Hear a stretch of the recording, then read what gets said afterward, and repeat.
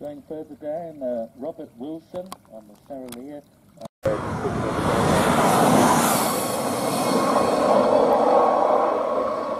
little bit of sandbag in there somewhere, and the next machine is actually here already. That is Bruce Anstey. He's quicker than McGuinness to Glen Helen, but not much. There's less than a second in it on the...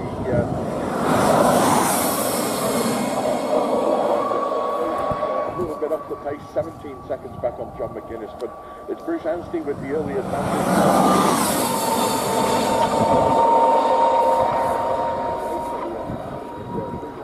Just fractionally ahead of John McGuinness, but less than 1 second in it, 0.852 of a second if we're going to be exact.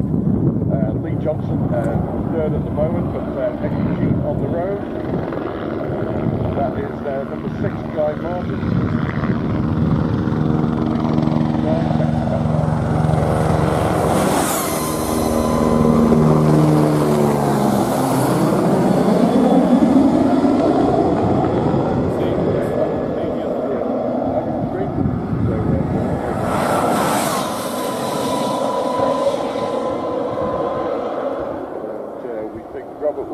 Will be just behind Guy Martin, probably about 5 seconds or so, 2 seconds we think. That's unofficial timing, of course. And just have a quick look on the Duke TT Live system, and not showing on that one either. So Bruce Anstey though with the early advantage, he leads John McGuinness here at Glen Helen by just less than a second, 0.8 of a second, and Lee Johnson third. He is 17 seconds back on John McGuinness. Guy Martin currently 4th, 9 seconds down on Lee Johnston. We all await the arrival of the other machines, which started just fractionally later. We know Mick O'Sweeney and James Cowton there to come still, but the road is a little bit bad here at the moment, although it isn't there all the time when these things are coming through. You have to really listen carefully to hear the approaching the line of the electric motors as they wind their way up the valley.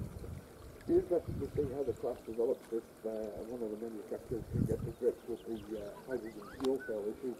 I think a couple of years ago there was an American film crew here covering the Motosys team really, and they made a little documentary, and they pulled me up at Ramsey Sprint Day at Mirren Park for a quick word about them, but here is the next machine. I interrupt my story. That is James Cowton, but he is well down on time. He's a minute and 9 seconds down on, I think, 5th place is Rob Wilson. So that's James Cowton through here, but well on the pace.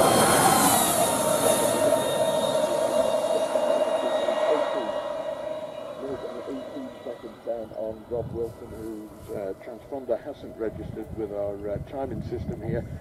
And it is Bruce Anstey with the early advantage.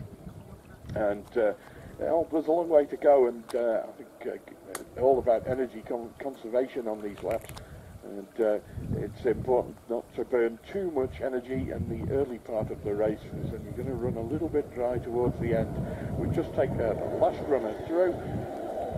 That is Mick O'Sweeney, and he's 43 seconds down on count. So Anstey leads McGuinness just less than a second. Lee Johnson is third, 17 back, and we'll go back to the Vauxhall Max Radio TT Country Point at the grandstand. Head down to Mill Creek Vauxhall.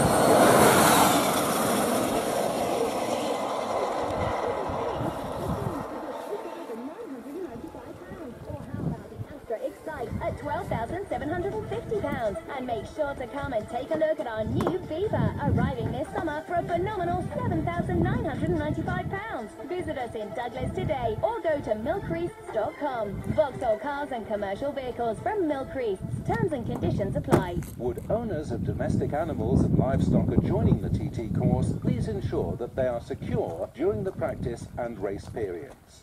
On Vauxhall Radio TT, race commentary is brought to you by RL360.